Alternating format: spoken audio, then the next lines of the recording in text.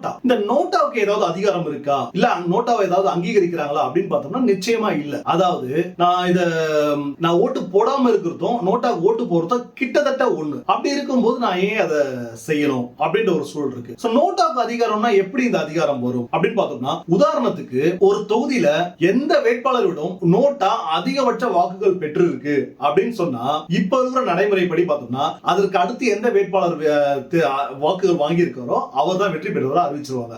இந்த மெத்தட்ல பாத்தீங்கன்னா அப்ப நோட்டாவுக்கு என்ன மரியாதை இருக்கு, நோட்டாவுக்கான அங்கீகாரம் என்ன, அது ஒரு கேள்விக்குறியாகுது இல்லையா? ஆனா இப்படி ஒரு சூழல் உருவாச்சு அப்படின்னு சொன்னா, இந்த சூழல்ல ஒட்டுமொத்தமா அந்த எலெக்ஷனையே ரத்து செய்து அந்த தொகுதியில திரும்பவும் எலெக்ஷனை கொண்டு வரணும். அப்படி கொண்டு வரும்போது அந்த நோட்டாவை எதிர்த்து யாரெல்லாம் தோல்வி அடைஞ்சாங்களோ அவங்க அந்த எலெக்ஷன்ல அடுத்த எலெக்ஷன்ல நிக்கவே கூடாது அப்படின்ற ஒரு விதி வகுக்கப்படணும். அப்படி வகுக்கப்பட்டதுன்னா வாக்காளர்கள் ஒரு நல்ல தலைவரை தேர்ந்தெடுக்க முயற்சி செய்வாங்க. அதை விட முக்கியம், கட்சிகள் நல்ல வேட்பாளர் அங்க கொண்டு நிறுத்தணும்ன்றதுக்கான குறைந்தபட்ச முயற்சியாவது எடுக்க வாய்ப்பு இருக்கு.